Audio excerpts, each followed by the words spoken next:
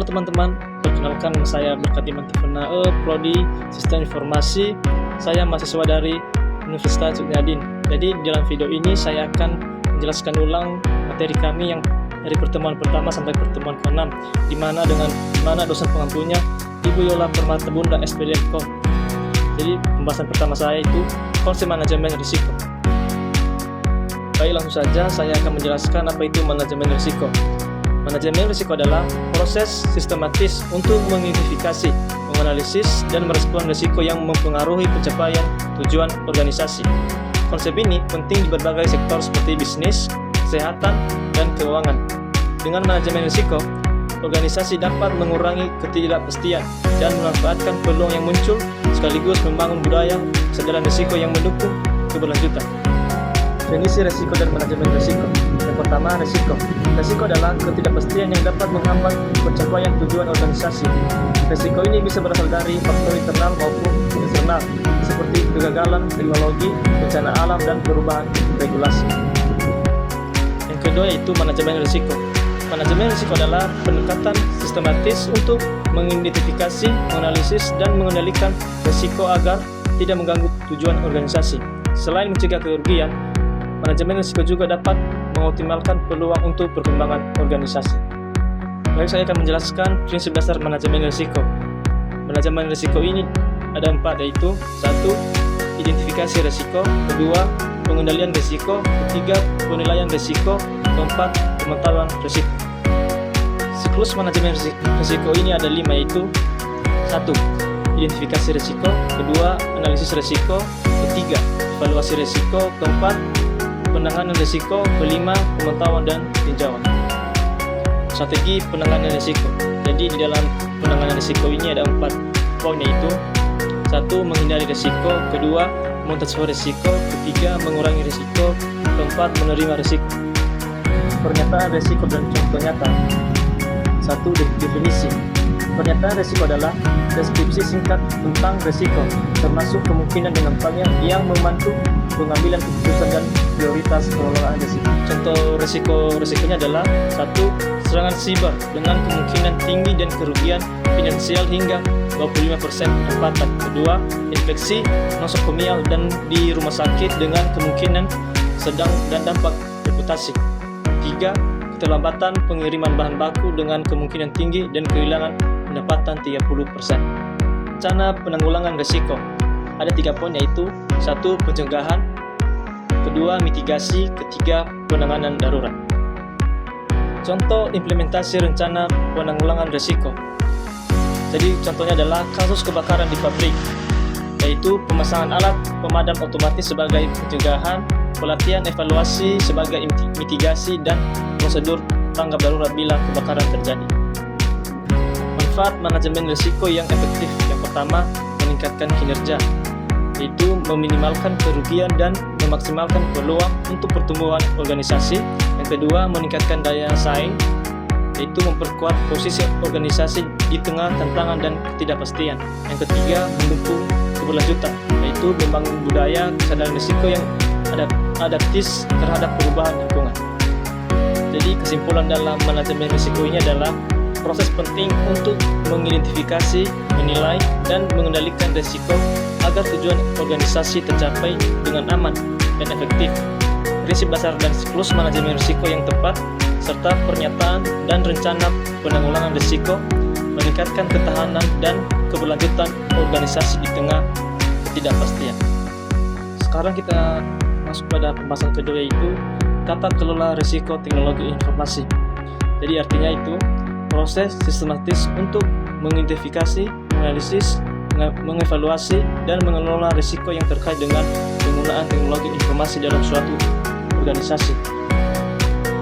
Tujuan dari tata kelola risiko teknologi informasi ada 4. Yang pertama, mengidentifikasi risiko, 2. menganalisis risiko, 3. mengevaluasi risiko, dan 4. mengelola risiko. Pendahuluan. Yang pertama, peran teknologi informasi, yaitu sebagai fondasi bisnis di era digital. Yang kedua, tantangannya, risiko yang mengganggu stabilitas sistem informasi. Yang ketiga, solusi. Jadi solusinya itu perlunya tata kelola risiko teknologi informasi untuk mengidentifikasi, analisis, dan mitigasi. Resiko teknologi informasi. Pertama, definisi. Kemungkinan kerugian pada aset informasi atau keamanan, ketersediaan atau kendala. Kedua, contoh resiko. Pertama, gangguan sistem atau malware atau cyber. Yang kedua, kegagalan hardware atau software. Yang ketiga, human error. Keempat, kebocoran data sensitif. Penyebab resiko teknologi informasi. Satu, penyebab utama. Jadi dalam penyebab utama ini ada beberapa bagian, yaitu kurangnya kontrol keamanan. Kedua, SDM tidak terampil. Ketiga, infrastruktur teknologi informasi using. Keempat, perubahan teknologi cepat. Dan kelima, kebijakan tidak standar. Yang kedua faktor penyebabnya itu faktor tambahan. Yang pertama, kelemahan sistem keamanan. Kedua, pemeliharaan sistem kurang. Yang ketiga, ketergantungan pihak ketiga. Kelemahan tata kelola teknologi informasi. Daftar kelemahan. Jadi di dalam daftar kelemahan ini ada beberapa bagian. Pertama, minim komitmen manajemen. Yang kedua, integrasi TI bisnis lemah. Yang ketiga, tidak ada kebijakan konsisten. Keempat, monitoring dan audit kurang. Dan yang kelima, pelatihan karyawan yang tidak memadai. Lingkungan peka risiko. Strategi pelatihan berkala robusta. Pertama, kesadaran kolektif. Yang kedua, tim manajemen risiko teknologi informasi. Dan yang terakhir, kebijakan keterbukaan laporan insiden. Kemampuan tata kelola teknologi informasi. Langkah-langkah. Yang pertama, identifikasi risiko atau audit teknologi informasi. Yang kedua, penilaian dan pemetaan risiko. Yang ketiga, pengendalian risiko atau kebijakan prosedur. Yang keempat, pemantauan berkala. Dan yang terakhir, peningkatan berkelanjutan. Jadi kesimpulan dalam manajemen risiko teknologi informasi ini adalah bukan tentang menghilangkan semua risiko, tetapi tentang mengelolanya dengan cerdas agar organisasi tetap tangguh dan berkelanjutan. Sekarang kita masuk pada materi yang ketiga, yaitu risiko dan ketidakpastian. Pengertian risiko dan ketidakpastian yaitu risiko selalu dikaitkan dengan ketidakpastian, namun risiko tidak selalu sama dengan ketidakpastian. Jadi perbedaan risiko dan ketidakpastian menurut Spekman 2004 dalam Selwati 2016 adalah risiko diartikan sebagai probabilitas kerugian dari suatu kejadian, sedangkan ketidakpastian dinyatakan sebagai gangguan eksogen. Adapun menurut Slagle dan Trend 2015, risiko dapat dikategorikan sebagai berikut. Yang pertama, risiko strategis adalah risiko yang paling berpengaruh pada kemampuan organisasi untuk menjalankan strategi bisnisnya, mencapai tujuan perusahaan, dan melindungi aset dan nilai merek. Yang kedua yaitu risiko bahaya. Risiko ini meliputi letusan gunung berapi di Islandia, tsunami yang menghancurkan Jepang, banjir besar di Thailand, dan badai super bernama Sani yang mengaruhi Amerika Serikat.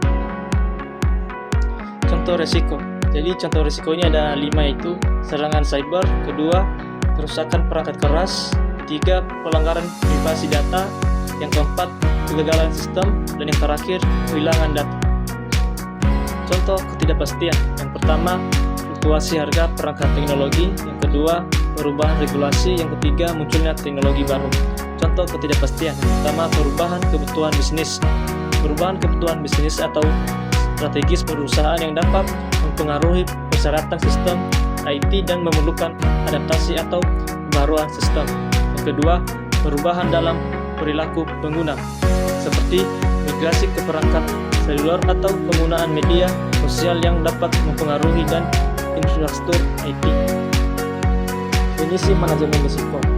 Menurut Lathos 2019, manajemen risiko adalah proses yang secara sistematis untuk mengidentifikasi, menganalisis, dan merespon risiko dalam kebutuhan sebuah organisasi.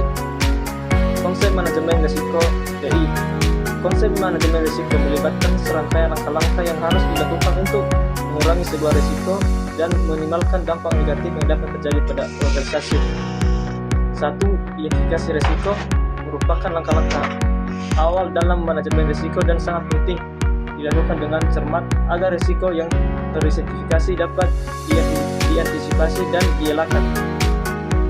Beberapa langkah dalam identifikasi risiko adalah sebagai berikut. Yang pertama, identifikasi aspek-aspek yang terkait dengan aktivitas atau proyek yang dilakukan. Yang kedua, identifikasi kemungkinan risiko yang dapat terjadi pada setiap aspek.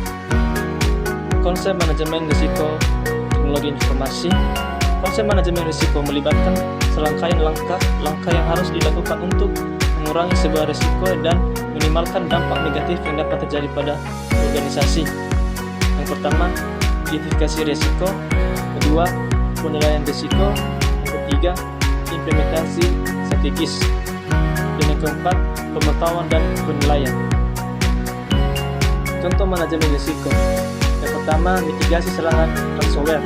Jadi ada beberapa bagian, yaitu penerapan perangkat lunak, antivirus, dan anti malware yang kuat. Yang kedua, pelatihan staf tentang bahaya serangan ransomware dan praktik keamanan yang baik. Dan yang terakhir, pengembangan rencana pemulihan bencana yang teruji. Jadi kesimpulannya yaitu risiko dan ketidakpastian adalah dua konsep penting dalam manajemen, di mana risiko adalah kemungkinan kerugian akibat suatu kejadian, sedangkan ketidakpastian terkait dengan gangguan yang tidak dapat diprediksi. Sekarang kita masuk pada materi keempat, yaitu analisis bisnis dan risiko. Jadi pengertian dari analisis bisnis dan risiko ini adalah cara untuk mengidentifikasi dan mengatasi masalah yang dapat membahayakan proyek atau inisiatif bisnis yang signifikan. Meski demikian, konsep ini juga dapat diterapkan pada proyek-proyek non-bisnis seperti perencanaan, acara, atau bahkan pembelian rumah. Tujuan analisis risiko bisnis. Tujuan utama analisis risiko bisnis adalah menentukan tindakan pencegahan atau mitigasi yang tepat terhadap setiap risiko yang diidentifikasi. Tindakan pencegahan ini membantu perusahaan dalam menyusun skala prioritas, sumber daya, mengurangi risiko yang signifikan, sekaligus memastikan agar perusahaan tetap fokus pada tujuannya. Fungsi analisis risiko bisnis. Yang pertama, memahami risiko yang mungkin terjadi di bisnis. Jadi, kita perlu memahami risiko yang mungkin terjadi sedetail mungkin untuk menentukan strategi pencegahan yang tepat. Yang kedua, mengambil keputusan atau solusi terbaik. Analisis risiko bisnis membantu perusahaan dalam mengambil keputusan atau menentukan tindakan pencegahan dan solusi terbaik terhadap risiko yang teridentifikasi. Contoh analisis risiko bisnis. Yang pertama, risiko kesehatan, merujuk pada kemungkinan terjadinya efek negatif terhadap kesehatan individu akibat berbagai faktor seperti lingkungan, perilaku, atau kondisi kerja. Yang kedua, risiko persaingan merujuk pada potensi kerugian atau dampak negatif yang dihadapi oleh suatu perusahaan akibat tindakan atau strategi yang diambil oleh pesaing di pasar.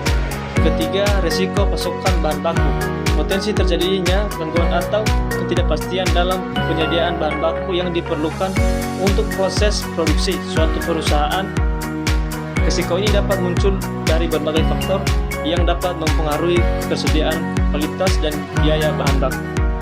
Metode analisis risiko bisnis. Yang pertama, daftar risiko adalah alat penting dalam manajemen proyek. Ini merupakan bagian dari strategi manajemen risiko yang menunjukkan siapa yang bertanggung jawab atas risiko, bagaimana mengurangi risiko tersebut, dan sumber daya apa yang dibutuhkan. Yang kedua, analisis sensitivitas digunakan untuk mengukur bagaimana ketidakpastian dalam satu atau lebih variabel input dapat mempengaruhi variabel output. Ini membantu dalam membuat prediksi yang lebih akurat dan merupakan metode analisis risiko yang bersifat kuantitatif.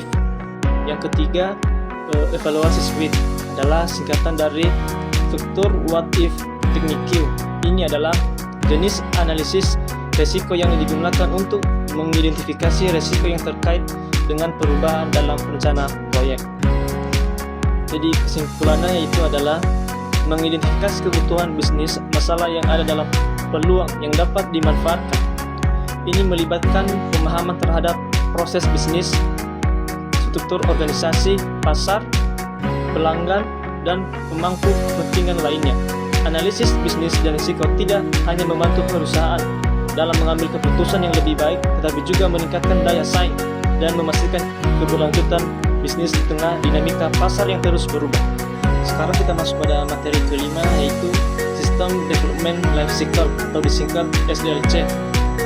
Latar belakang dalam era digital yang terus berkembang, pusat kebutuhan akan sistem informasi yang andal dan efisien semakin meningkat. Organisasi dari berbagai sektor bergantung pada sistem informasi untuk menunjang operasional, pengambilan keputusan, dan pelayanan kepada pengguna. System Development Life Cycle merupakan suatu kerangka kerja yang digunakan untuk mengelola proses pengembangan sistem informasi mulai dari tahap perencanaan hingga pemeliharaan. Pengertian SDLC. SDLC atau siklus hidup pengembangan sistem adalah suatu pendekatan sistematis untuk membangun perangkat lunak. Ini mencakup serangkaian tahap yang dirancang untuk membantu tim pengembang melalui proses pembuatan, perubahan, dan pemeliharaan sistem informasi. Tujuannya adalah menghasilkan perangkat lunak berkualitas tinggi yang sesuai dengan kebutuhan pelanggan atau tujuan proyek.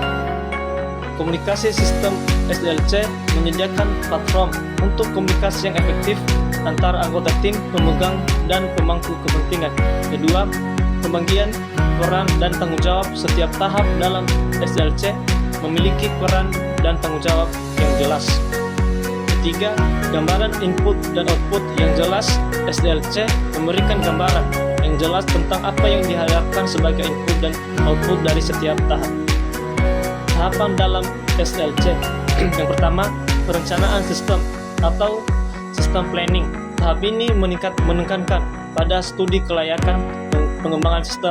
Yang kedua, analisis sistem, yaitu sistem analisis.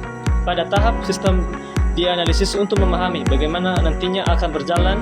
Studi literatur, brainstorming, tim pengembang, dan analisis kebutuhan sistem dilakukan di sini. Yang ketiga, perencanaan sistem atau sistem desain. Tahap ini menghasilkan desain sistem termasuk prototipe dan dokumen yang merinci komponen yang diperlukan. 4. Implementasi sistem atau sistem implementation. Tahap implementasi melibatkan pembuatan database, aplikasi, dan pengujian. Yang kelima, pemeliharaan sistem atau sistem maintenance. Pemeliharaan sistem dilakukan untuk bahwa sistem tetap beroperasi secara benar dan dapat beradaptasi dengan perubahan kebutuhan. Model pengembangan SDLC. Pertama, waterfall model. Model ini melibatkan penyelesaian satu tahap sebelum melangkah ke tahap berikutnya. Jadi ini gambar waterfall modelnya. Kedua, prototype model. Metode prototype melibatkan pembuatan prototype perangkat lunak yang disajikan kepada pelanggan untuk mendapatkan masukan. Jadi ini gambar prototype modelnya. Yang ketiga, model Rapid Application Development. RAD menekankan pengembangan cepat dengan menggunakan pendekatan konstruksi berbasis komponen. Jadi ini gambar dari RAD-nya. Yang keempat, model Agile. Model Agile merupakan pendekatan pengembangan jangka pendek yang memerlukan adaptasi cepat terhadap perubahan. Jadi ini gambar model dari Agile-nya. Yang kelima, model Spiral. Model Spiral menggabungkan elemen-elemen dari model prototyping dengan pendekatan yang berulang. Jadi ini gambar dari model spiralnya. Jadi kesimpulan dari materi ini adalah System Development Life Cycle atau dalam bahasa Indonesia disebut siklus hidup pengembangan sistem adalah siklus yang digunakan dalam pembuatan atau pengembangan sistem informasi yang bertujuan untuk menyelesaikan masalah secara efektif. Mari kita masuk pada materi terakhir, yaitu pengembangan sistem. Pengembangan sistem merupakan aspek fundamental dalam dunia teknologi informasi yang dimana dalam era digital saat ini hampir seluruh aspek kehidupan terhubung dengan sistem informasi, mulai dari sektor pemerintahan, pendidikan, bisnis, hingga kehidupan pribadi. Oleh karena itu, menjaga keamanan sistem menjadi sangat penting untuk menjamin kerahasiaan, integritas, dan ketersediaan informasi. Prinsip keamanan sistem. Prinsip keamanan sistem adalah langkah-langkah dan mekanisme yang digunakan untuk melindungi sistem informasi dari akses tidak sah, gangguan, atau modifikasi yang tidak diinginkan. Prinsip keamanan sistem terdiri dari 1. Kerahasiaan, 2. Integritas, 3. Ketersediaan, 4. Autentikasi, 5. Otorisasi, dan yang terakhir non repudiasi. Ancaman-ancaman keamanan sistem. Ancaman keamanan sistem adalah segala bentuk potensi bahaya yang dapat merusak, mencuri atau mengganggu integritas dari operasi sistem informasi. Ancaman ini bisa datang dari dalam maupun luar organisasi. Jenis-jenis ancaman keamanan sistem. Yang pertama, malware. Kedua, serangan phishing. Ketiga, serangan denial of service. Keempat, serangan man in the middle. Ketiga, SQL injection. Keenam, insider threat. Hubungan keamanan sistem dan manajemen risiko. Manajemen risiko adalah proses identifikasi, analisis, dan mitigasi risiko yang dapat menghambat pencapaian tujuan organisasi dalam konteks teknologi informasi. Ini mencangkup risiko yang terkait dengan sistem informasi. Proses ini membantu organisasi menghindari atau meminimalisir dampak dari insiden keamanan. Baik, sekian penjelasan saya dari materi pertama sampai materi terakhir ini. Jika ada kesalahan, penyampaian atau cara membacanya mohon dimaklumi. Terima kasih.